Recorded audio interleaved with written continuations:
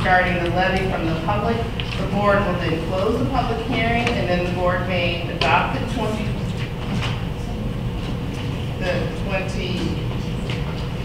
and the board may adopt the levy during the action item portion of the agenda. Okay, so at this time, I'd like to open the floor to the public. If anyone has questions or comments about the levy, the board, the superintendent. Okay, thank you. I need a recommendation to open the floor, please. So moved. Ms. Huckabee, I need a second. Second.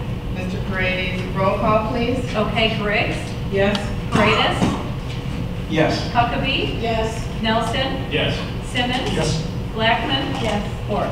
Yes. And the motion is passed. So now I'd like to officially open the floor to the public for questions regarding the levy. Does anyone have questions?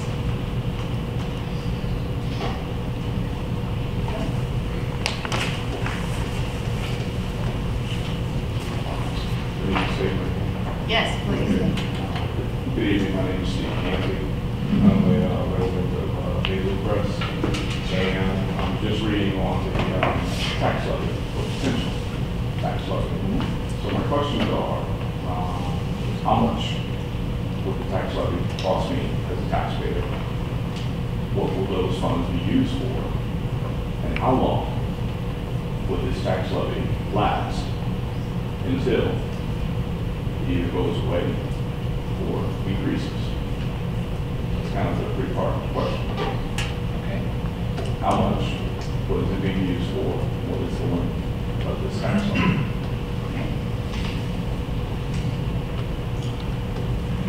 Ms. Lavella. Essentially, how much it will cost you is approximately 2% increase over what you have now, CPI. Can't guarantee that the overall levy will be 2.1% higher than it is this year. How that divvy up amongst the individual taxpayers is a little bit different, but on average, 2.1% would be the increase. So far as what it's being used for, it's the general budget of the district, its salaries, its benefits, it's the operations of the buildings. It's just the cost of, basically the increases in cost, salary benefits and everything else that we pay for. And so far as what it doesn't roll off, it just accumulates from year to year. So there's no end to the extension, other than next year when they will take up the levy again and determine whether to leave it as is, reduce it, or increase it by CPI. Please, go ahead. It's approximately 2.1% increase on the portion of your tax bill that 161 is responsible for. You have about 8 or so different taxing bodies to which you make up your total tax bill. They are all doing different things. They are all levying different amounts, some greater, some less than what they have levied in prior years. Your home's assessed value is changing, it's going up, it's going down, and there are other properties within the district that are going up and going down in their assessed value. Some properties are brand new to the payroll or the tax rolls this year, so, and next year as well. So there are a lot of moving pieces. So when Fran says about 2.1% over and above what you paid previously, that's holding a lot of things constant, which aren't going to be held constant. So it's hard to give you a specific idea of what impact it's going to have on your particular tax bill. Okay, well, I appreciate your clairvoyance. That's what I was coming for. Consumer price index, 2.1%. Okay, am I to believe that he's a Chronicle? And is there a median that you guys have already calculated? So I'm reading in the Chronicle a $60 tax increase. Is that true? Is that the median? Or, again, there are a lot of variables going into this. So can you comment on that? I believe the $60 was a very rough estimate, holding a lot of things constant and taking an average assessed value. Average home of what, the home that we, the $60 is based on a home that is valued at about $177,000. So anything above that would be more. Okay. Taxes are generally viewed as bad. Taxes have bad habits. Okay. Because it costs people more money.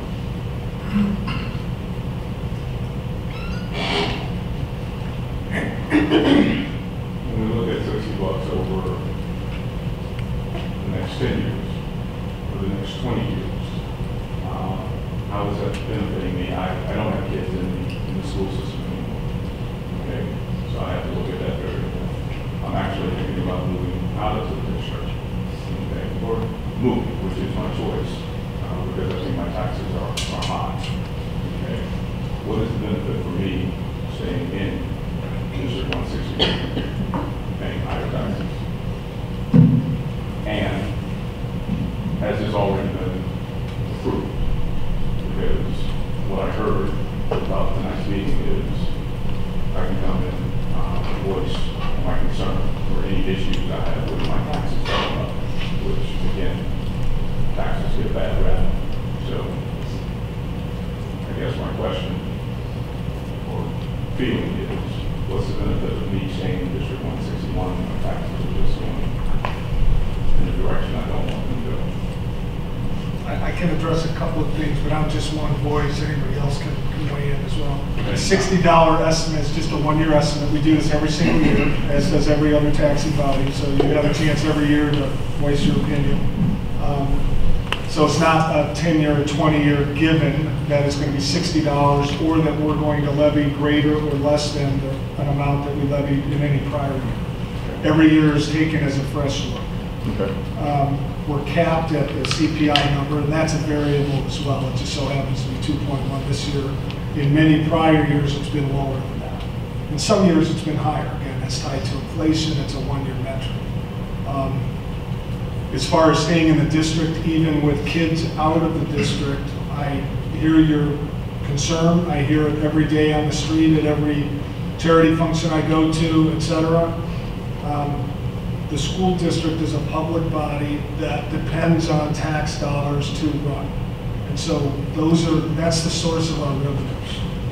Illinois is supposed to pay a much higher share as a state toward it.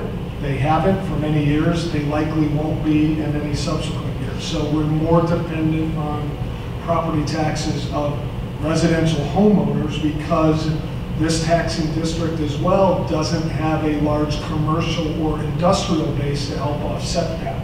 It's another challenge we face.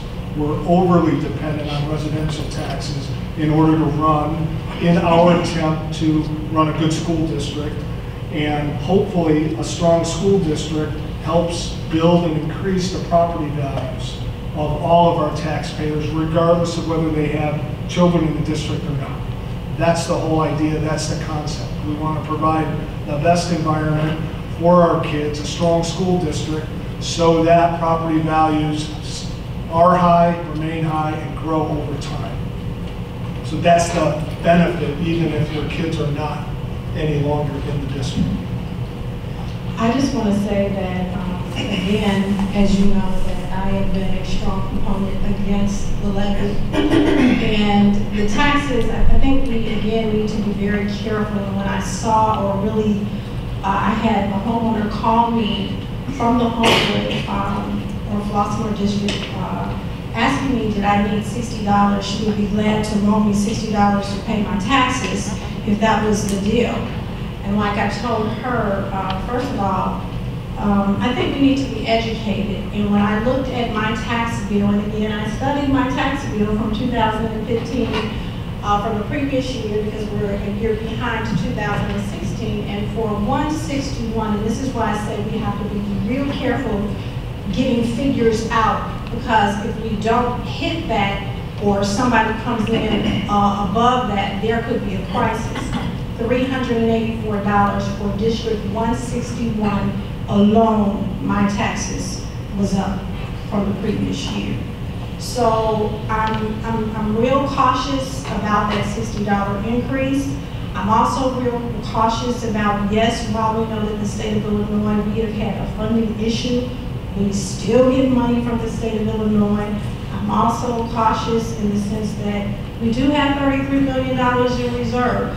We, unfortunately, and I'm saying we, maybe I wasn't present on the board, I know that I did vote for the levy last year because there were projects in place that needed to be done, like Parker, but because of all the other things that are on the table that people are facing, I really think that we, again, need to be careful about saying $60, because I believe it's going to be more, and I don't live in an extravagant home. I like to think I live in a very modestly priced home, but property taxes, the assessor has said, are going up for everybody. So that is my deal. I know that we are going to continue to get money in from the state.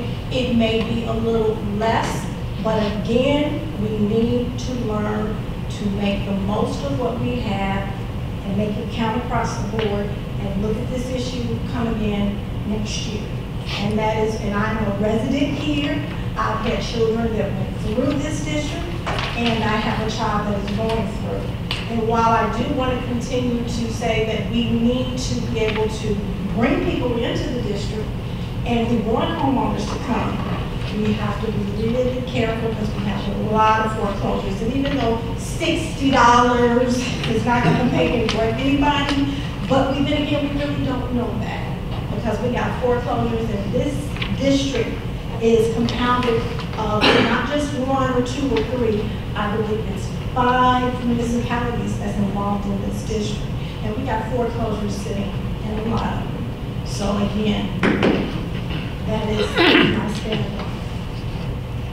And because it is tied to the budget, again, I ask that the budget be held off. I know we couldn't do it much longer in being voted on because this piece was tied to it. So I just think that we need to be transparent.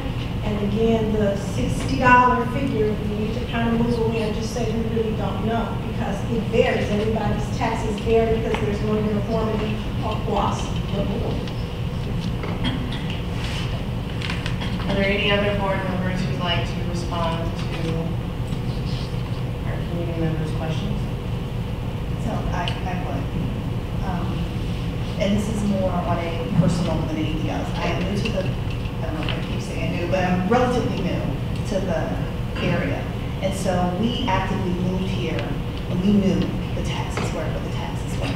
Granted, I have a kid in the district, but she won't be in the district much longer. And so, well actually she's moving to 33 now. But it is a notable thing. It's something that you do, and we pay among the highest taxes. And my household pays among the highest taxes. So, to that end, I completely understand and I appreciate it because that is a decision that has a lot of thought behind it. Conversely, for all the things that John said, those are also the reasons why I personally moved here. The stabilization of the school district, which does attract. So while people are moving out, people like me are moving in. So it's not a too bad, so sad, but it is going in the right direction. The money is being used for credible, quantifiable things that you can attach yourself to.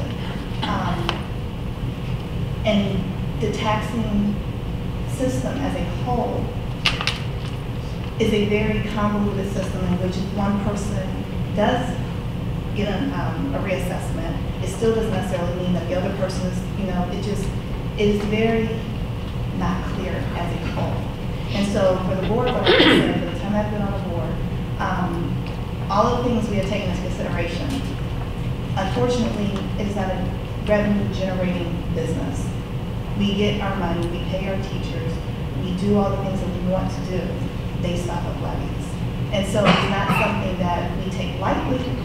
It is very much a part of us, but I completely understand that if you don't have kids going to school here, then it's kind of like, I hear what you're saying, but I get that. But that is essentially, we're not a revenue generating business. Therefore, our revenues come from taxes. And so while there are things that we can look at, and we will, as far as budgets and capital and things like that, that is essentially what it really just boils down to. And so for our kids, and for our teachers, and for our property values, and for all the things that make our community what it is, this is that small piece that we have to make the hard choices on what we are going to do about it. Because the alternative is, we all know other districts that have done other things, and then for that moment, they're good. And then 2 years down the road, everybody seems to forget about what happened before, and now no one understands why teachers are leaving and the school quality isn't the same and all of those things. And so it's a repeat of what everyone said, but just as a personal, I just wanted to say to you, like, I get it, I understand it. We've only been here 2 years. So we actually moved into all of this. So that's pretty much all I have to say.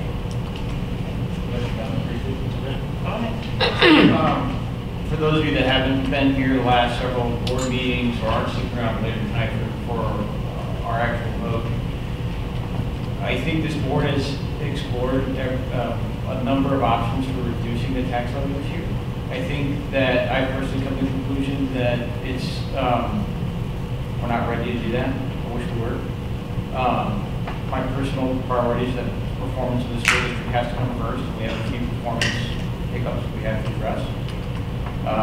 But there are still a number of items on the table this year that I think this board as a whole will be looking at to reduce our budget.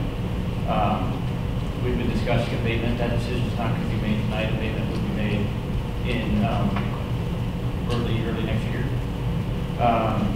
We've also been discussing, there are budget items relating to technology. There are budget items that we can address as the year goes forward. But with, a new administration, a new principal, an entirely new administration of Parker, I personally felt it would have been overly aggressive as a board member to push the administration to address all the academic performance problems and come in the budget 2% lower in their first year here. I do expect to continue having these discussions on the budget as the year goes forward. So I know that it's difficult making it out here, and these are riveting discussions, but the board has been looking at tax issues very closely. I think that the administration and board will come to a efficient result as the year develops. But at the same time, recognize that what really is driving your tax rate is your home values have since 2008 gone down. We all have, but our costs don't go down. Teacher salaries don't go down. That doesn't change, right? So when we are taking a 2.5% extension on levy, we're really just staying even with inflation. That's the whole point of staying with CPI. Our goal is to keep that budget flat. There's a little noise between CPI and the real world, unfortunately. But that's our goal. So I think that everyone on the board is listening to you. If you don't see exactly the result you want tonight, be able to vote. We have been addressing these issues in some great length over the last few months, and we will continue to do so for the next few months. I would just highlight 2 points that I think Cam made that might be lost there. One, the board has spent a great deal of time over the last few months reviewing options on how we might deal with this year's levy. I think future boards will continue to explore those options. Ms. Huckabee's highlighted a few items as well. Secondly, the board has talked to our new administrators about, as we move forward, being more efficient with the budget, spending dollars as wisely as we can, scarce dollars, so that if subsequent boards decide to reduce or eliminate an increase in the levy, the effect on the students' experience in the district will not change. I think, as Cam mentioned, they're early in their tenures here at 161, an overwhelming number of them. We want to kind of give them a chance to get in here, get involved, understand all the moving pieces, and then begin to become more efficient. It's not to say we're inefficient now, but we always want to strive to be even more efficient given the strain on our taxpayers and reduced funding coming from the state. So, and third, I think one of your questions was, has this been approved? The answer is no. We take a vote on it later tonight. Any more comments? So we do, I hope that one of the messages that you are receiving as board members and respondents is that we absolutely get it because we are also residents. I've lived here for 15 years. I don't even remember what taxes were when I moved in 15 years ago. But I can tell you that we absolutely believe in our schools. And we hope the best case scenario is that we continue to grow our schools, we continue to improve our schools, and they have a direct impact on the quality of life and our home values, and we continue to attract wonderful folks to our district. So what we didn't want to do was be reactive this year. So we know that there's a lot, as Ms. Huckabee mentioned, there's a lot going on with taxes. and not just with this tax body, but across the board. But we didn't want to be reactive in the sense that, well, let's do a freeze, let's not do a levy. What does that mean to us in real dollars? You know, so Ms.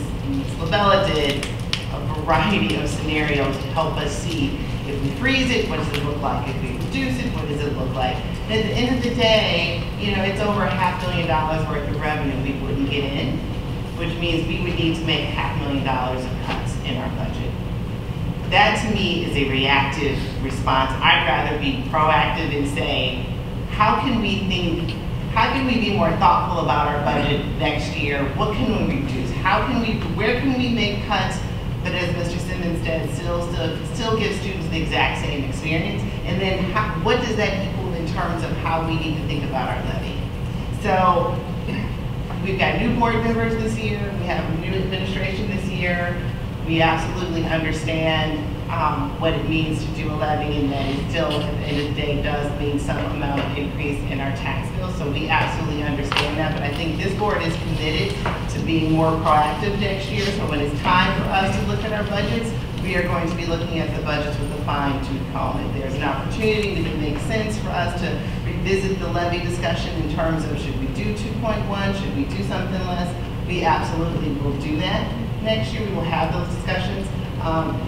This is my 3rd year on the board, and this is our 1st year, I think, making a true effort in the last few meetings to have a real thoughtful conversation about what does this mean to taxpayers and what does it mean to our students. So I know that doesn't give you the exact answer I think that maybe folks might be looking for this evening, but we hear you and we are taking it all very seriously, and we will be using this information to help inform how we go forward next year.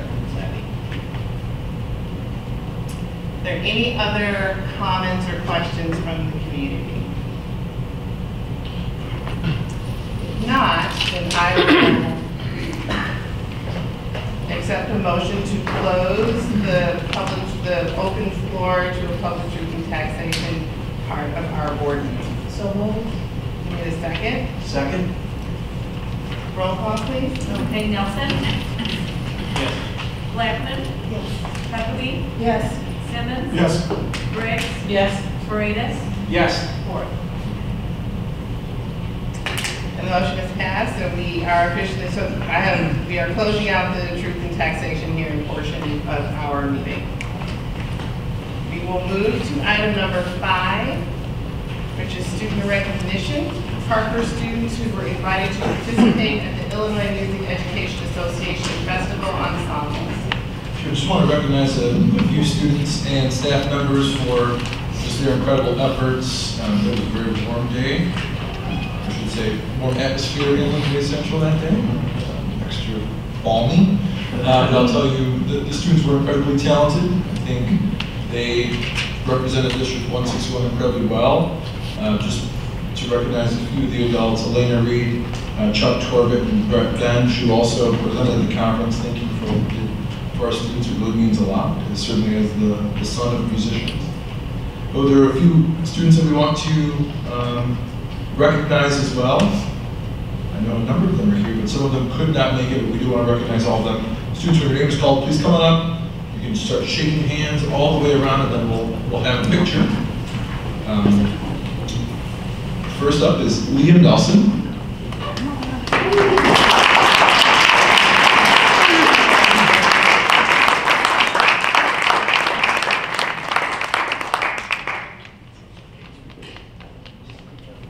Thomas Cadenzio.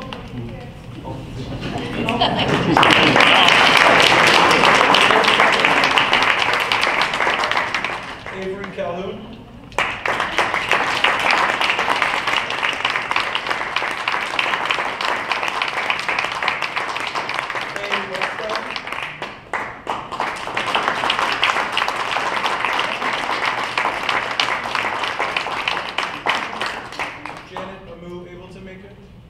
Janet Amoos.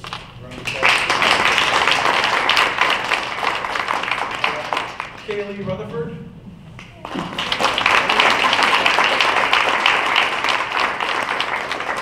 And Audrey Simmons.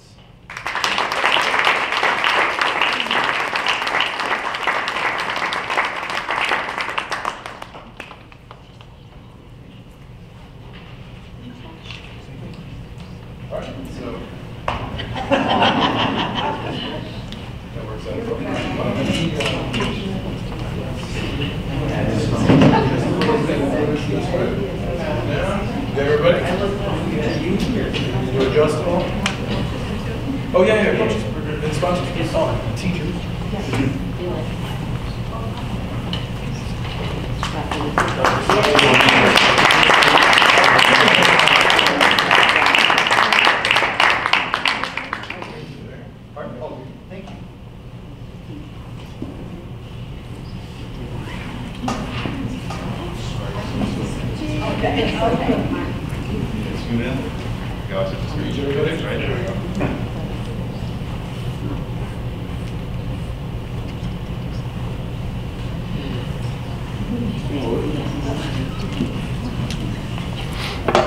Come on up, Al.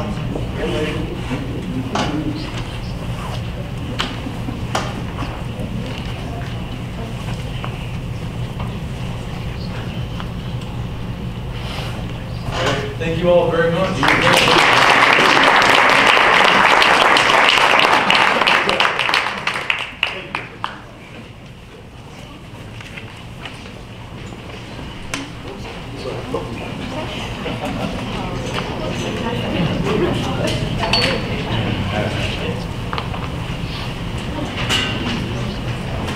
Okay, next item on the agenda, audience comments, and no one has signed in, and I will give someone the opportunity now to sign if they would like to speak. Everybody's leaving us, so I'm saying, I'm thinking no. Okay. Next item, superintendent's report. Certainly, just a few items to touch on when we're going back from last week, or I should say our previous meeting. This is a 5 essential survey that will be available to students, staff, and parents beginning on December 5th. The date was originally moved back by the Illinois State Board of Education because of a data error, and that's why the survey administration has not started yet.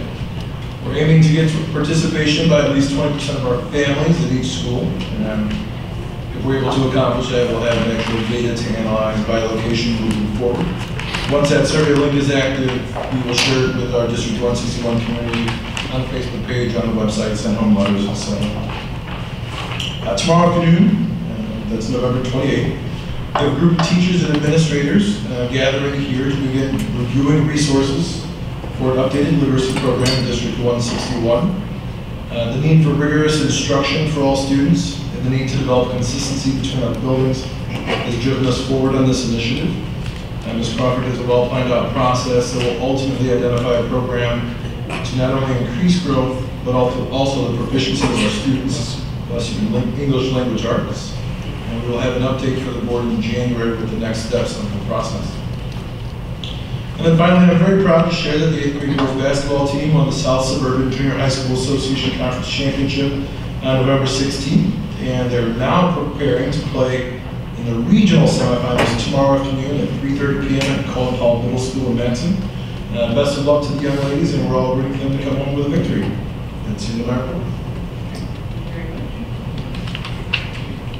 Next item on the agenda. Agenda item number 8, consent agenda. We have one item listed, which is the personnel report. And I'm pleased to have a motion to approve the consent agenda item as presented. So moved. Second. Roll call, please. Okay, Cruz, Yes. Simmons, Nelson, Yes. Blackman, Yes. Paredes, Yes. Huckabee. Yes. Ford. Yes, and the motion is passed. Next item, presentations and discussions. First item to be discussed, the presentation of lead testing results. Certainly. We wanted to bring the results back of the lead testing that was approved by the Board of Education. The testing was completed by Hygineering, and essentially we have the following results. All the faucets used in the preparation of food or for consumption tested below the limit of 5 parts per billion. However, we did have 27 sink faucets in our elementary schools that tested above that number on the first test and below on the second. Essentially what that means is there's a suspected problem with the fixture. Those sinks are attached to bathrooms, so again, not water fountains, not drinking sinks necessarily. We did turn the water out to those locations, and Scott's in the process of replacing all of those. And then once those are replaced, we'll retest. Are there any questions just on the process or any of the work that we're doing? Basically, we're trying to figure out if it's cheaper for us to do the work in-house or to contract with a subcontractor, piecemeal out the faucets, et cetera. Any questions? Next item on the agenda, shared services agreement, communications manager. I want to bring this to the board tonight. We've been talking, especially with our community engagement committee, about different ways that we want to address the board's goals. And we've identified consistent communication, relationship development, and district identity as our main priorities. One of the attachments to this report specifically, the minutes from November 2nd community engagement meeting, we've also included the tallies of the different areas that people thought were most important to get addressed as soon as possible. Not as soon as possible, it could mean within 6 months or it could mean within 12 months, but these are priorities as far as the areas were operationalized. Specifically looking at consistent communication, having clear must-dos at the classroom and building level, meaning how will teachers communicate, how will principals communicate, what can parents expect about that information. Having a clear communication framework was another one that appeared on multiple lists. And that was, again, from classroom all the way through Board of Education, and what's expected as we share information about tax levies or share information about the other great work that's happening in our district. Again, generating content to share and really just sort of demonstrate that we are friendly, that we are welcoming, that we are transparent, seeking information from others, connecting our elementary schools with our junior high, and certainly having additional outreach to businesses. And finally, part of the district identity piece, it's listed as student growth and achievement. It's also on really sharing and being very clear about the great things that are happening in the district, being very clear about the opportunities that we have to improve and the work that's happening on the ground to make sure that we're meeting our goals. Now, to that end, there's an opportunity to collaborate and work together with the Village of Flossmoor in a shared services environment to have some additional staff to work on specifically communication. I was approached by Bridget Wackel, who's the Flossmoor Village Manager, and Ms. Allison Deach, who's the Assistant Village Manager, about sharing a communications manager position between the village and District 161. They ideally have a 50-50 share of this person, but they would be housed under the Village of Flossmoor salary and benefits, all of those issues. The person, in theory, would be evaluated by the village manager with input from District 161 if we decide to move forward in this.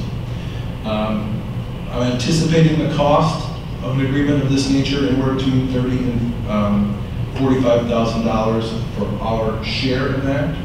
That would include the benefits and salary package that's offered through the Village of Flossmoor. I think specifically what we would look to do is have this person begin doing a couple of things.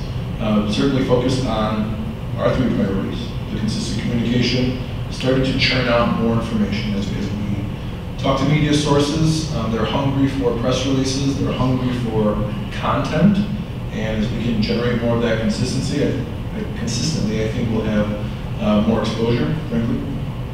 The relationship identity piece, again, we are on any number, or any day there are any number of activities that are happening in our schools. There's opportunities to get community members in to see the value that we're providing, to start to build on some of the great relationships that we have, not only with our current parents, but also, as we heard tonight from Mr. Canty, our community members without students, because ultimately there are a number of community members who don't have children in our schools, but ultimately they're very proud of the work that we're doing, and they want to know that we are being positive stewards of their tax dollars. And then certainly the district identity. What does it mean to be a District 161 family, or a student, or a staff member? And how do we do not only a good job of sharing the great things that are happening and branding ourselves, but also, as we've talked about as a board, marketing ourselves to other parents, families, other communities as well, as parents are looking for great opportunities for their children. There's no administrative recommendation at this time. I just wanted to get the board's perspective on moving forward with an additional staff member, again, will be shared between us and the village in order to focus on the priorities from the community engagement committee. I do have a quick question. Because we've talked, Michelle and I have talked a lot in the past about public relations. We definitely need someone in this position. It's certainly something that is definitely needed. And I know you were saying that our share would be this amount here. I just want to know in terms of, would this person, would we be looking for this person to start this school year? Ideally, if we decide to move forward, absolutely. So how would it impact our budget? Will it be pretty good in terms of, do we know about that piece of it yet? Or? Well, I think what we have to do. I know the salary, the benefits, you don't have to worry about the benefits part of it, but how is, that's just something I'm just throwing out, you don't have to answer now. So I think the 30 to 45,000 would be half of the person's salary and half of their benefits as identified by the Village of Flossmoor organizational chart. 45 would be our half.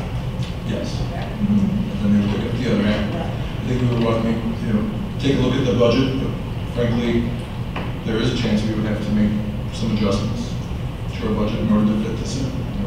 So I think what we can do as we bring this back and identify where we provide the funds for this position, and if there are any changes we have to make because of that. Yeah, it's definitely needed, though.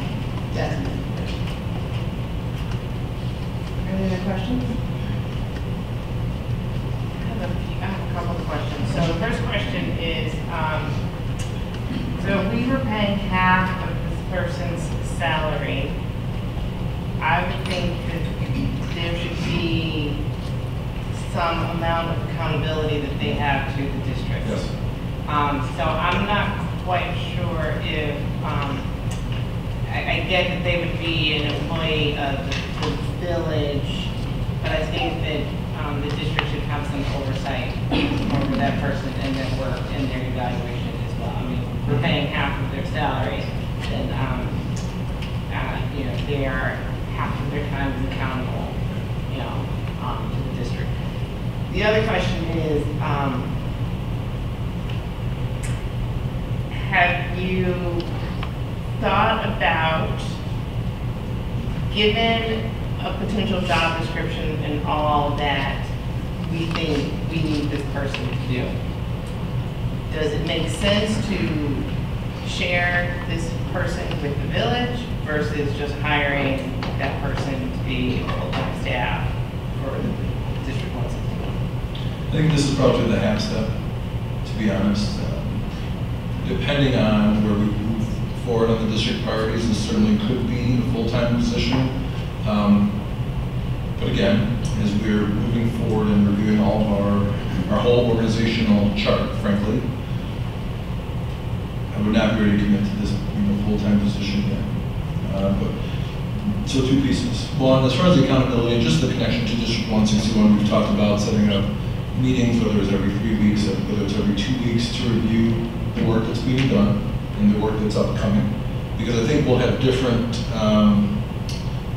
pinch points, right? So whenever registration comes along, that's going to be a pretty communication intense time for us. And so we'll want to make sure that we have that time available from the person. So I think keeping in close communication with the village will certainly help with that. And also we've talked about reevaluating the breakdown. Is 50-50 the right number? And I think right now we both have skin in the game and we can move forward together. That we may find that maybe we do need 75% or frankly we need our own person. I think time will tell as the structures that we create for communication how time intense those are to keep those moving forward. And that will ultimately identify whether or not we have enough staff. So, but right now, given the potential workload, you feel like it's a half-time person? Well, I think we've identified a few things. We've identified the communications audit, which was first. We've talked about obviously the priorities, and then frankly the board will have to decide out of those priorities and those operationalized pieces, whether it's the communications framework or, you know, focusing on marketing or on branding, I think the board will have to decide ultimately which pieces are most important, and we'll certainly make a recommendation on those. But, you know, some will get us through the next 3 months, some will get us through the end of the year, and then others will take us, you know, over the next 24 months. So they're a little bit more. Assuming we went forward with this, what would the timing work out to be? You know, I would assume that you would want to reevaluate or reassess this person and all those questions on more of a school calendar year basis. So would you be doing that in March? Would you be figuring out whether we're going to do this in June? What are your thoughts on it? It's probably the end of April, realistically. We'll have an opportunity to get the audit done, bring back the formal recommendations to the board based on the audit, prioritize the feedback from the community, staff members, etc., identify those tactical changes that we want to make in this school year, and then ultimately the strategic ones. So it's probably April in order to make a move if we did want to look at a full-time person to be on the hiring. And how do we talk to the village about how that looks if we decide, for whatever reason, to no longer do this? How does that, are they able to report that? We're not got that part of the discussion. We haven't really discussed it, but I'll add it to the list. I would imagine that any candidate you're interviewing also, but let me address that question. Do they already have a person? They do not. So they already had they had budgeted for the FTE, and they had a half-time person originally, had the budgeted FTE. They lost the person, never filled the position, but had the money budgeted. And so that's how it went. So, you know, again, it just came down to instead of paying 2 people, 2 different benefit packages, et cetera, this could be an opportunity at least to investigate shared services and opportunity. And, you know, ultimately save some money, create some efficiencies. Now, I think, frankly, there's a couple of challenges that we've talked about. We do serve a number of communities, so we don't serve the local Baltimore. And as we look at ways to create efficiencies, we'll have to be very careful that we're not alienating or forgetting any of the other communities we serve. And I think Mrs. Lockwood was very sensitive to that as well. On the Village of Baltimore side, it will create a tighter communication bond, but to make sure that bond is also replicated with our other communities. When do we have to make a decision? So I would ideally bring a draft of the intergovernmental agreement, hopefully with a tighter price range. Ultimately, we won't know until if we decide to move forward, we have the actual candidate, but half of our costs would be. But I think we'd like to move forward, if not at our next meeting by January. Any other questions or comments? Okay, we'll keep moving. Next item on the agenda is our 2017 financial audit report. I believe we have representatives from Legacy in the audience. Is there a formal presentation?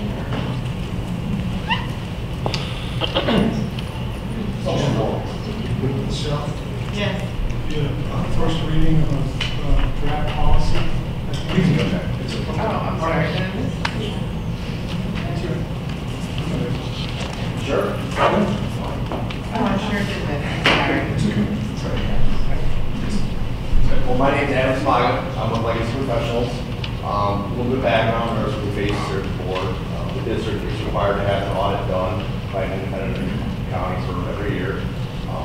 It's required by IDB.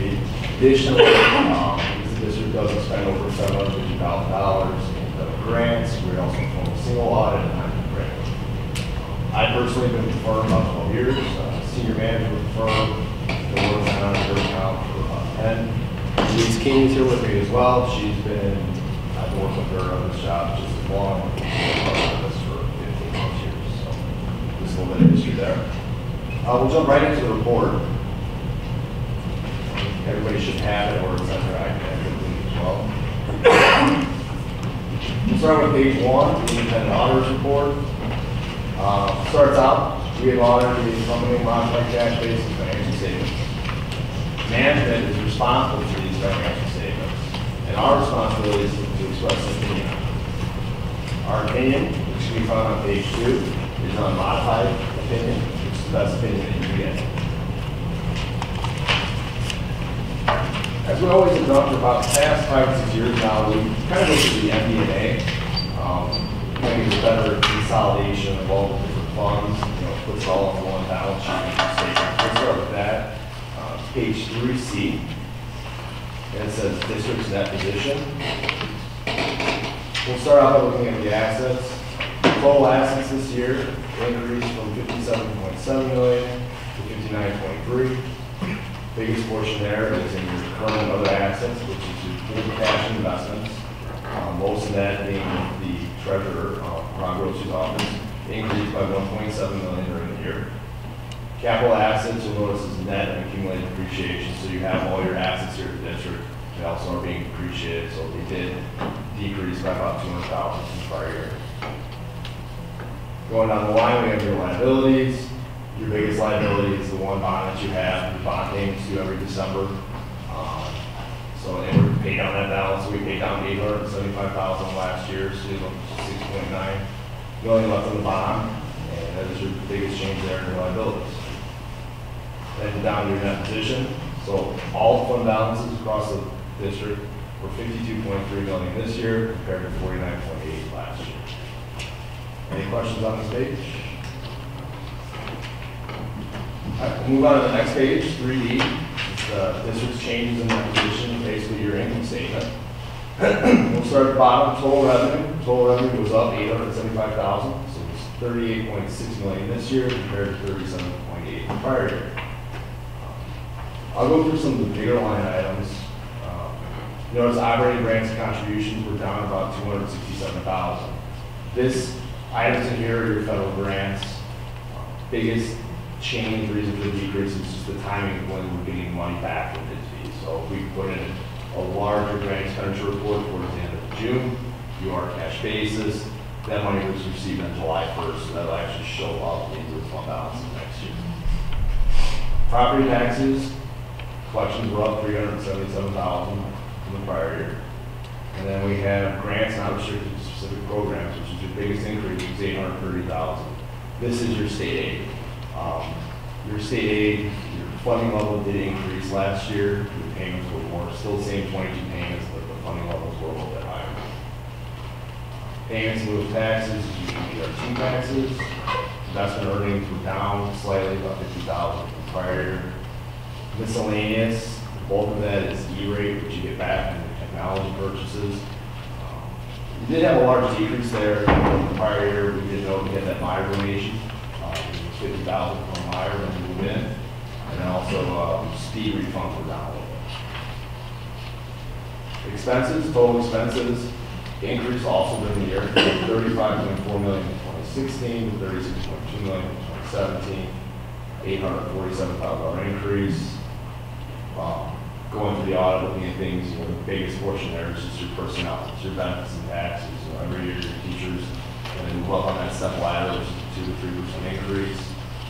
Morale rates increase. It's just kind of the cost of running the district there. Any questions on this page? I have one. What did you say the payments of the taxes was? Those are the PPRT, so the personal property replacement taxes. Just come directly from the state of Oklahoma. And then miscellaneous is? E-rate. So when the district makes large or the tax purchases, a portion that is actually comes back when you pay your cell phone bill. There is a federal tax in your cell phone bill, and that actually school districts can apply for that E-rate and comes into the district that way. What was the increase in services, charges for services? What represents that increase? The 69,000, I would have to get back to it. Do you know, Fran? Which one are you talking about? The Under revenue 770,000. charges for services, I'm sorry, you were thinking, which? charges for services under revenues, under program revenue. 3D. don't know what classifies under those. I think that's like your technology fees, your book fees, any type of student fees that are paid out at the beginning of the year registration. It might also be special education. I'm not sure. I don't know what's in there.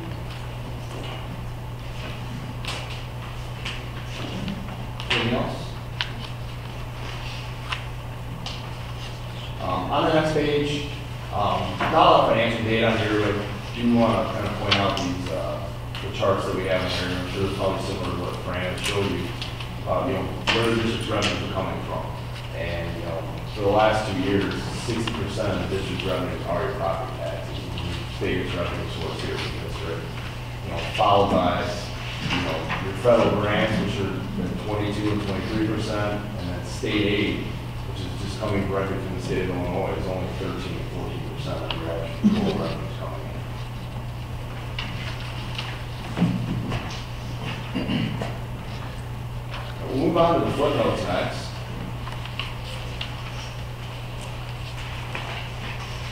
Footnotes start on page 12. There weren't a whole lot of changes to the footnotes from the prior year. I'll kind of touch on the larger ones here. Flip to page 20. It's your cash and investments footnote. Just want to point out here, once again, there's $31.5 million sitting in the treasurer's investment pool, with your treasurer, Rob Rossi. All the other cash is in your activity funds and your investment account. Turning to the next page, note 4, capital assets depreciation. Just kind of gives you an idea of your capital expenditures from the prior year, where they're at. Your biggest purchases this year were $800,000, which is your life safety and renovations done in this building as well.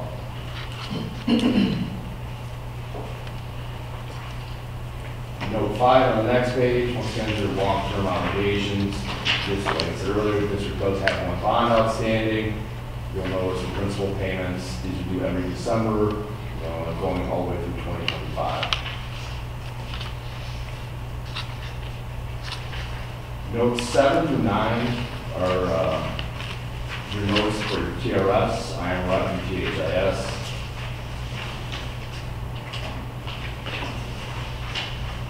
Last footnote I wanted to point out was note 13. It's that at June 30th, you still had some ongoing projects going on in the district, to the tune of $2.1 million, which was your second or third phase of life safety and also a roof at Harvard. Any questions on your financial statements?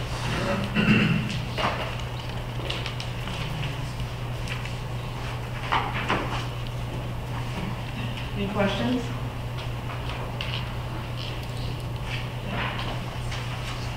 Couple more things to go over. There's also a letter attached, or there should be a letter in your packet. It's called the audit communication letter. It's our letter to you guys knowing what we've done, what we found during our audit. Two important things to note. On page 3, there's a section called disagreements with management. We had no disagreements with management. The business office here is more than accommodating to us. They're great to work with. Never had an issue working with them. Same thing goes with Rob's office. We deal with his office as well. In your general. And then also, your journal entries are attached. These have already been given to the treasurer's office. Should be put into the general ledger, and this will close the books on fiscal year 17.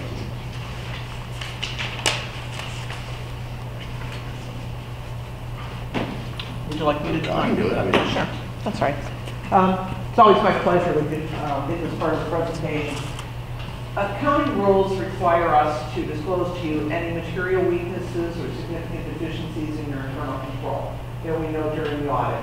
You'll notice you do not have a third letter, and that's because we did not note any significant deficiencies or material weaknesses in your internal control. Historically, your district has done very well with internal controls. So once again, I think it's something to be very proud of, you know, the management letter. Congratulations. Thank you. Always clap frauds, right? But just to thank Legacy and certainly Adam. And audit was happening really right when I came on, but I think just a lot of professionalism and very thorough work. And obviously, things to Fran business office is obviously very important. So certainly appreciate your focus on this. Thank you. Okay, we will go back to item C, policy review, 7185. Right, so this policy review is for 7185, that's teen dating violence. And the board currently does not have a policy in this area, and by statute, we must. So, what you have attached, either digitally in Word docs, is a sample policy and a sample letter to parents, because we do have a duty to notify. Not that an instance of teen dating violence has occurred, but that we're providing training and information to students on it in general. So essentially, teen dating violence can occur with students, for the purpose of this statute, who are 13 and 19 years of age. Can happen in a number of different ways. It's tied to a number of policies that we already have, including 720, which is harassment of students, 7180, which is prevention of and response to bullying. This will compel adults or students with information on dating violence to report it. In addition, we'll have age-appropriate instruction for our 7th and 8th grade students only. And we'll bring that information back, but again, it's really important we have the policy on the books, that way we can respond to that moving forward. This is just a first reading, and the final version, all of the footnotes will be removed, but they're here for your review or any questions that you may have on it right now. I have a quick comment. I really appreciate this, and having worked in high schools, certainly, I think that a lot of these issues with bullying, harassment, and the things we bulleted are certainly things that we need to address in creating a better climate early on for our students. But I would, my only caution, which I think we really walk this out a lot in terms of this letter, is to really try to make this as explicit as possible that this is a new thing that is coming from outside agencies who really would like us to have this discussion so that it doesn't become a flashpoint on Facebook or some other social media about, now there's a big issue. And I put this in context of years ago when Home to Flossmoor had, which is a very good school, it was an excellent school at the time, that this happened when they brought in metal detectors, everybody freaked out. And it wasn't a signal that, Flossmoor is going to hack in a handbasket, but rather that, powers that be really want to make sure that people were safe and that they felt safe. That feeling of safety is an essential part of your positive school experience. And also of building culture. So with that, I would just caution and really try to maybe bring in some sort of community collaboration on and understanding this is something that really is a trend of awareness that we're trying to generate in our American culture and in the state of Illinois as much as possible. But otherwise, I absolutely support this. I think this is just essential moving forward. Yeah, we can make the changes to update the letter and do another draft. We can always change the procedure as needed to reflect our values and the information and the message we're trying to share. So how will this be rolled out? So, in other words, will parents be able to opt out of this? Is this a program or an event? So I tend to look at it as being integrated into the health curriculum. That's where I'm anticipating the natural connection. I would have to verify whether or not parents can opt out.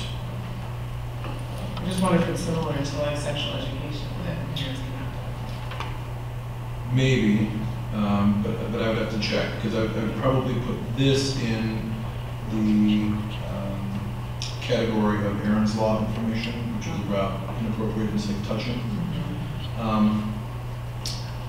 So I would have to verify that parents are able to opt their children out of that, because I could see a value in not allowing it, but we certainly don't want to overstep those bounds. So I will verify the parents' rights as far as the information on teen dating violence. I think this is definitely something that is intertwined with social-emotional development and the socio-emotional curriculum. And again, in building pro-social skills for our students and what is acceptable and not acceptable, the awareness of other people and really just how to get along with people. I think, certainly, and, as an English teacher, these are themes that are constantly brought in every novel you teach, every poem you read. And it's just, again, just to reiterate, I think this is such an essential part of building a positive school climate and culture from a young age. Because, I worked in a number of schools as a substitute for long-term sub-assignments, as well as full-time and, across a few states. And it is a, cultural climate thing that I can see going back to my experience in grade school, growing up in the 70s, the 80s, and all the way through the 90s, and it's something that is essential, that is part of like an awareness. But another question that I think you brought up is what constitutes dating? Because in middle school, okay, so walking this back, my son will tell me, oh yeah, these kids are dating. Well, they're 8 years old, they're not dating. Somebody went to somebody's birthday party, so just even in terms of, well, what does dating mean? What is a relationship with someone mean, and how does this fall in there? But I think again, these are important conversations.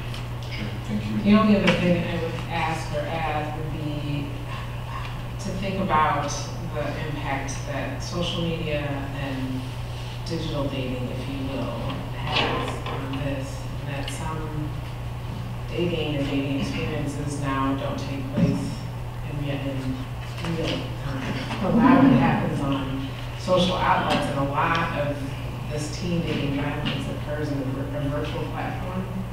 And so it's just something to think about in however you craft this letter, so that parents are also aware that this type of bullying and dating violence can occur through Snapchat and other other outlets. Absolutely. That the school doesn't necessarily monitor, but can be made aware.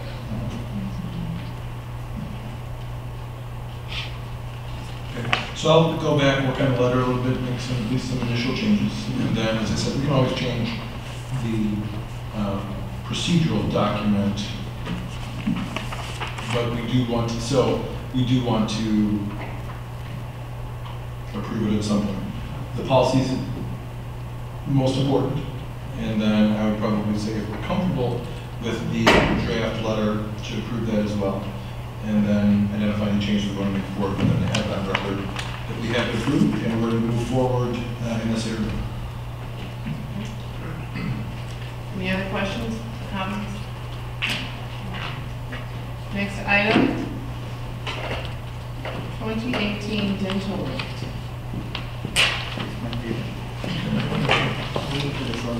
Brand's going to stay here in about 10 minutes. I'm just going to stand up there for a while, so. Okay, dental rates. We actually have not had any dental rate increases for at least the last 5 years. Unfortunately, this year we did see a spike in claims. So we are looking at a 6% increase, which is national trend for dental.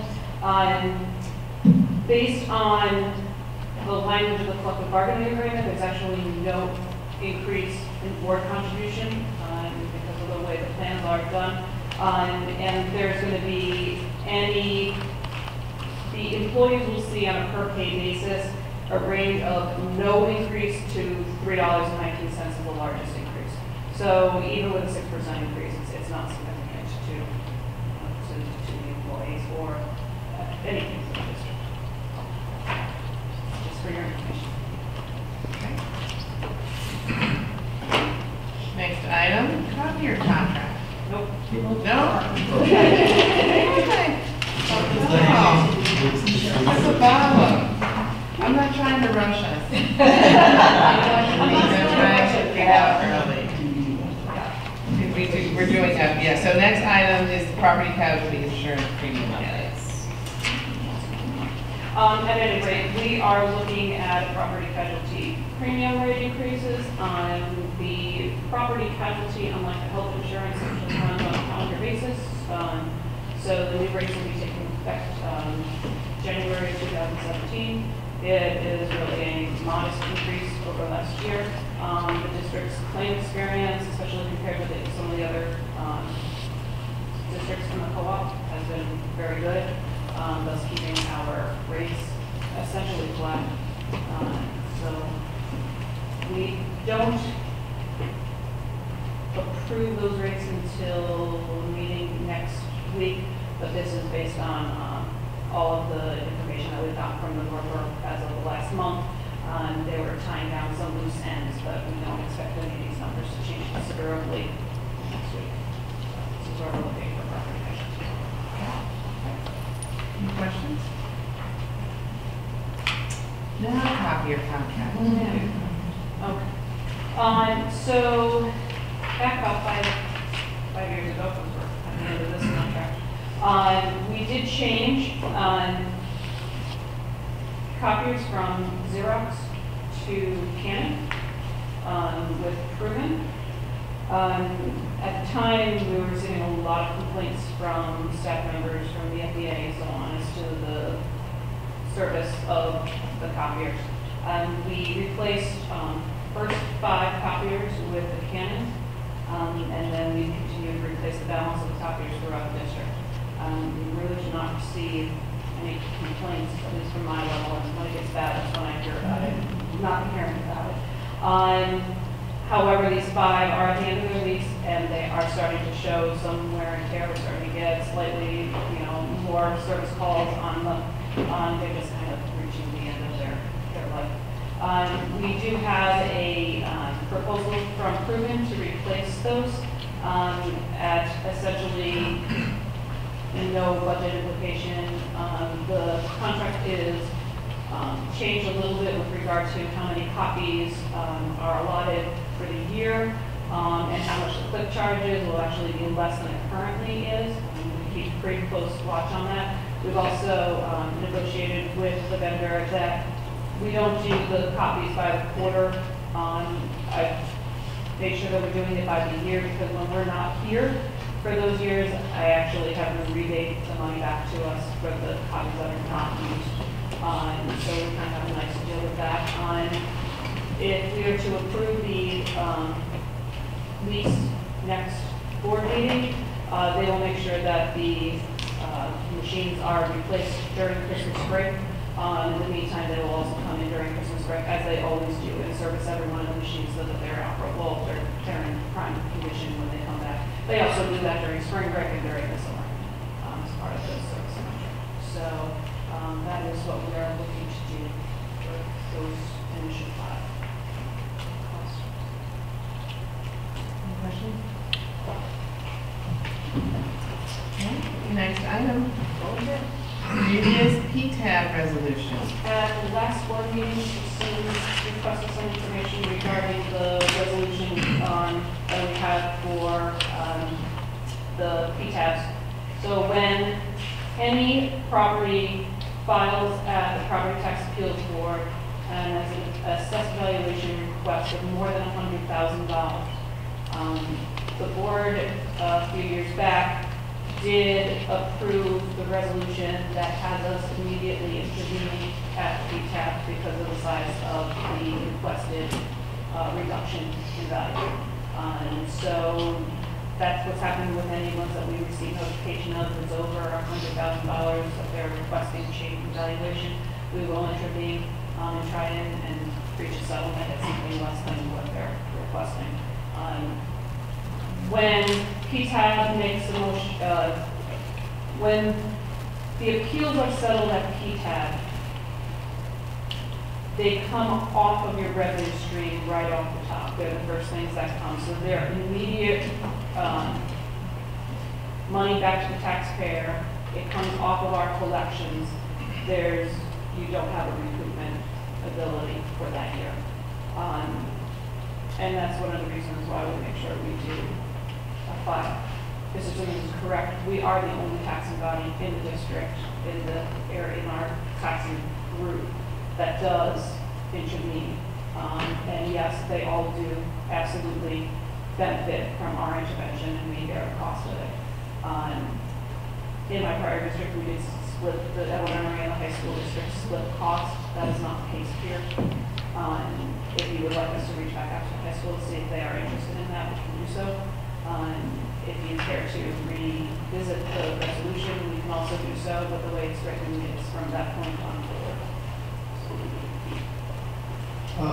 Thank you for bringing this back. Let's see.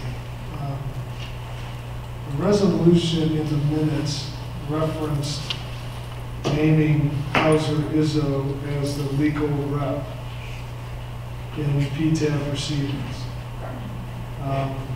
The resolution does quite a bit more than that, however. So that was where part of my memory or recollection was a little foggy. So it was nice to have this brought back, and a few of the appropriate passages in the resolution highlighted. Just to clarify, is the district notified only when the appeal is 100,000 or more? Correct, yes. Any appeal less than that, we get no We get no notification. notification. And so as the resolution currently reads, that notification automatically goes to Hauser Izzo, Yes, once I receive it, I'll. and they automatically intervene on our behalf, Yes, which costs us money yes. and potentially benefits our district and a number of others. Correct. And it's kind of hard to connect the dots a little bit unless you have the understanding that 100,000 is the limit, and it automatically sends a notice, and that notice automatically authorizes Hauser Izzo to intervene on our behalf. Yes, so the way it goes is the PTAB will actually send the notifications to the township treasurer's office. Yep. Rob Gross's office forwards those to me, and I will in turn forward them. You on to- forward them automatically. Yes. Okay, perfect. Do you recall why we picked tax year 2011? This was put in effect 2 years ago. Yes. Why was 2011? There was a resolution prior to this one, and it had sunset clause on it. Okay. This one does not. So it's in effect for as long as you care to keep it in effect. So after reading this and reviewing my memory and the resolution, I would recommend we consider two things. One is to have this resolution not continue ad infinitum because boards change. It should come back before every new board to make sure they still kind of share what prior boards have wanted to do. But also number two, that in which case it will come back before this board for review and potential edits or approval as is. Number two, that we re-engage with 233 because they're kind of the other 800-pound gorilla in this room, as their board has had a little bit of turnover lately, and understand whether they would be willing to come in and share the costs here on this when we do decide to intervene. I have also, in my prior district, the resolution that the board approved was for the triennial reassessment years. So you actually had a resolution that was for a 3-year point, of which, of course, this is a triennial year. Yeah. So it was for that 3-year, and then it would be renewed. I don't know if that's something you would want to consider, or you do want to do it, keep it linked up to a board election. I would do it every 2 years as one of the first or second months of a new board being seated. And at that time, the continuing board members and or administration can provide the context on why the vote went the way it did the prior, two years prior to that. And maybe it becomes just a de facto approval of this or some edited version of this, but I think every new board should have the opportunity to kind of review and confirm that they want to continue in that same vein. I agree with what John said, but Ms. Stan, I had made a note. I agree that we should, I think we engage with 233 since they are benefiting from this, and it should be a shared cost. Is there any other district, it's 150? No, there wouldn't be NRC, that's same taxing. Okay, so yeah, And we really are the two largest. Yep. Even in my prior district, it was just the high school and the elementary that shared the cost. And then we shared any costs of potential appraisals and anything else if we decided to push things, they're very large, but we don't have any properties here that are that large that we want to do appraisals on. We take it on a case-by-case basis. And because the collaboration is growing stronger and stronger between the two districts, I think it just makes sense. I'll be with actually with the local taxing bodies tomorrow. And it's just a great time to do it. Any other comments or questions? Oh, I do have one update though. You did approve the settlement agreement at the last board meeting with American Portfolio. As it would turn out, we let our attorneys know that we had agreed to the settlement proposal. Claim did not show up to court.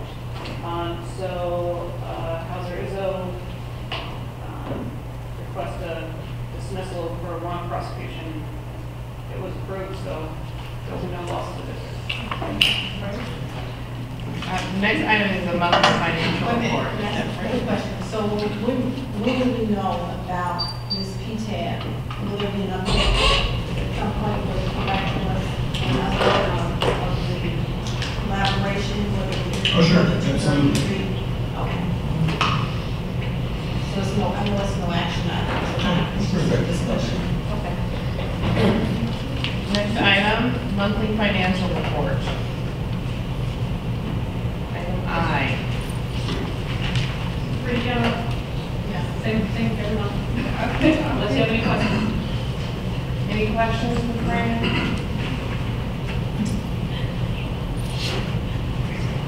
December board topics. Next item on the agenda. General list of topics that we'll discuss. On December 11th, I would like to change the home rule resolution. Anything that will be just general discussion. We're looking to approve sometime after the first of the year. The other items we've talked about tonight. Again, we can postpone any of those. At the very least, just wanted to share that these are the initial topics for the December 11th meeting.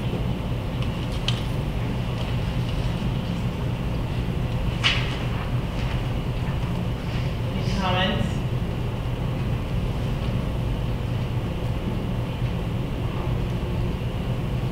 Next item on the agenda, joint annual conference feedback.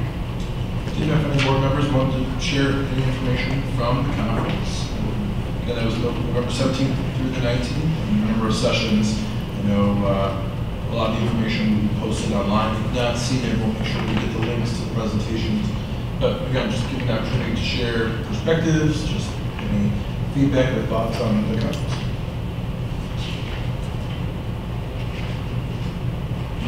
I can see your wheels turning.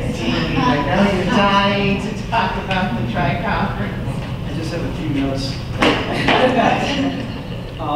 I do, I always like to give other people a chance. I'd be really interested to hear what our new board, what your experience was.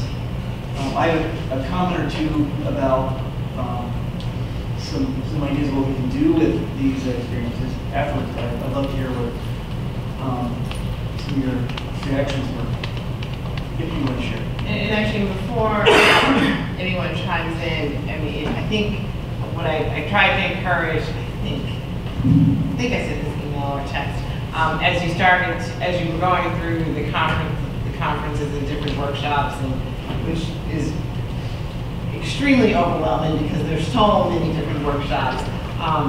But if you jotted down ideas or things that resonated with you that you wanted to bring back, I mean, we don't have to talk about them tonight, but I'd love to get them in some sort of, throw it in an email or something so that we can then collectively look through a list of things that we could think about talking about in greater depth at one of our board meetings.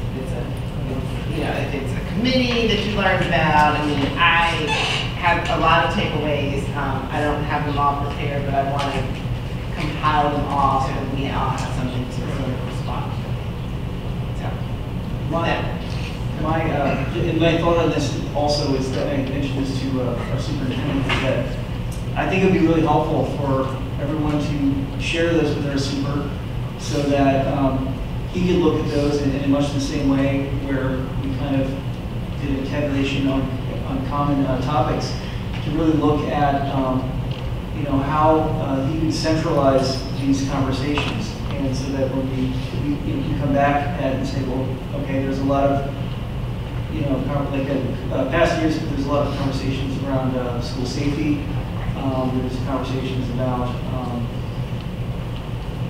finance or the engagement. How do these really dovetail with some of our other priorities? What are some things that we can do in tandem, and how can it kind of shape our perspective? And I think again that as we are at this conference, as much as possible, we can bring that back to our administration.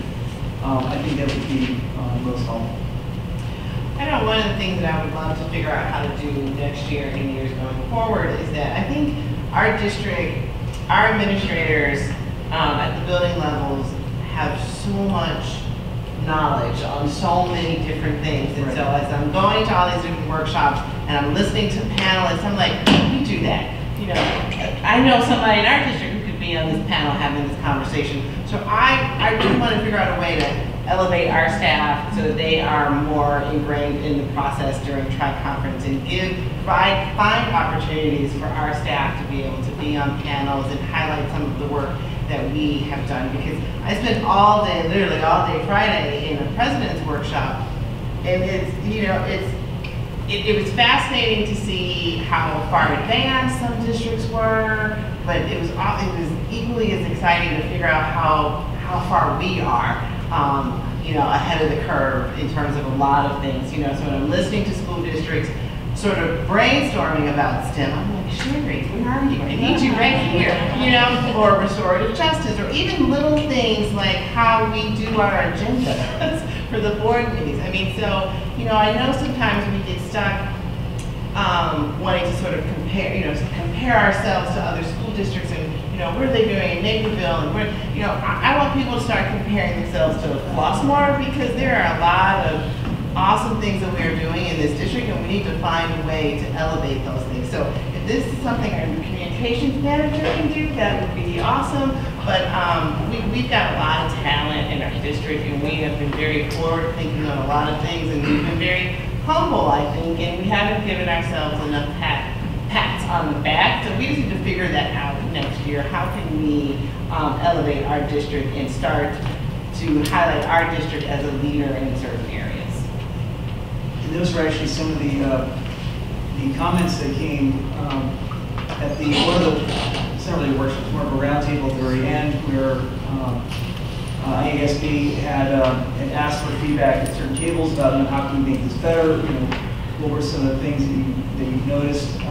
And so one of the products of that conversation was to have more of a interaction online with the districts, so that, you know, if we are doing restorative justice, or say Homewood is doing restorative justice, that they can look on a topic-based grid to find out what other districts in our area and in the state are doing this, so that we can perhaps reach out to them, so that we're not always alone in silos working on these projects from scratch, that we can kind of build off of some of the great works of other people, which I think is really the premise of a lot of the workshops that you see other districts doing things, or things that are very similar to yours. And, you know, to your point, going into next year or going into the next couple of years, you know, we can be a part of those discussions and we can help others. And I think it looks great for our district because we do tremendous things.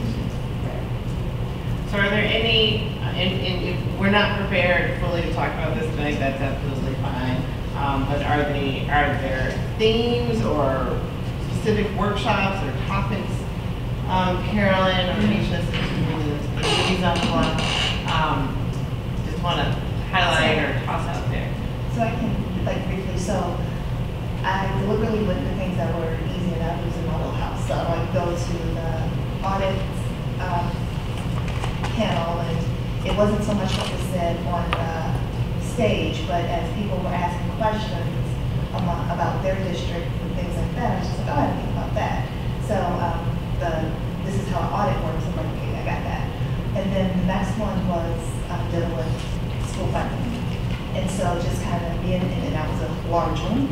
And so I actually had to choose between that and the relationship with retirees. And it was a tough choice because I was like, this is kind of like what I know best of, but so in hindsight, one of the things I noticed that when the sessions were right next to each other, they let out, it was a lot of retirees in the retiree section.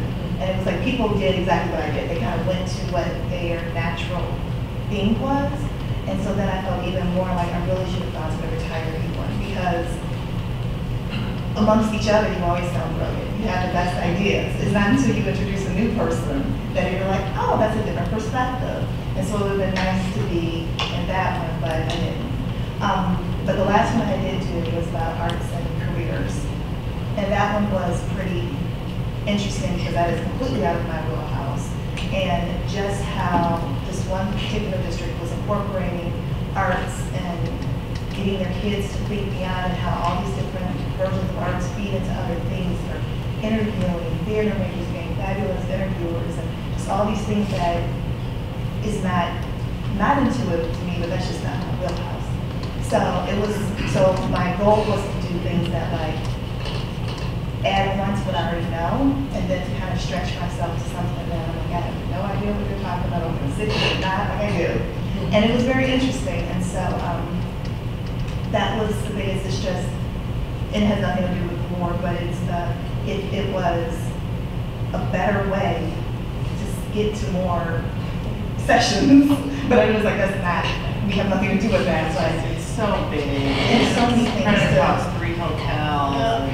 And so then all my time I spent like, well, maybe it's there next year. They said, go to this one this year. The next year I can go to the one that I missed because, you know, so. I've been trying to figure that one out. Right. Because they have them so close together or simultaneously, so. Yeah, and when they close the bridge because of the Festival of Lights, and throws an extra, Yeah. you know, cold, wet, freezing moving part. It was very beneficial for me. I loved it. I had a tendency to attend workshops that were either about developing as a school board member or about community engagement because of the committee that I'm a part of. And one thing that really stuck with me is a phrase in one of the developing yourself as a school board member. The presenter said, avoid random acts of excellence because they're not sustainable. And I think I can remember sitting in the audience feeling very impatient at times, like, come on, why can't we just do this today? And just hearing that and then connecting it with our current administrative team, it really hit home for me. The importance of being deliberate and planning and thinking through decisions that we're making so that we can sustain them into the future. And I know, Dana, you do a really great job of that. And so I'm oftentimes ready to race, to the end in mind, but in order for it to be sustainable growth and sustainable development, we have to be very deliberate in the way we do that. And that was a message that kind of, or at least it was a theme for me that I absorbed in many of the different sessions. And then one other thing was just the value and the role of each stakeholder. So I was able to think as a board member, as a mom, as an educator, I was able to kind of look through all of those lenses as I was thinking about how can what I'm learning here develop me as a mom, as a board member, as an educator, so that I can contribute the most possible in this role. So it was really, really big. But I will compile all my notes, and I definitely want to have some conversations with some specific things that I thought, wow, this would be perfect for us. That's great. Anything else? I would just say I had similar experiences, and to carry on. Okay. So when is back? December, January? Is there a preference? I would suggest that as much as we can, that we gather a note, send it to December, and that perhaps you can give us some sort of idea of when that might fit in, and we can have a conversation about that. But certainly sooner than later. If you want to send me everything, I think probably where I would recommend starting is taking all the information and attaching it to our strategic plan goals. Perfect. And then identifying these other areas that either we're currently working, we want to continue in this area, we want to stop working in this area, or this could be new and we want to figure out where it's going to fit. So feel free to send me all your information, and I'll organize it in a good way and bring it back to the board. Fantastic.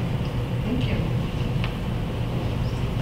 Next item on the list are item number 10, approval of the 2017 tax levy.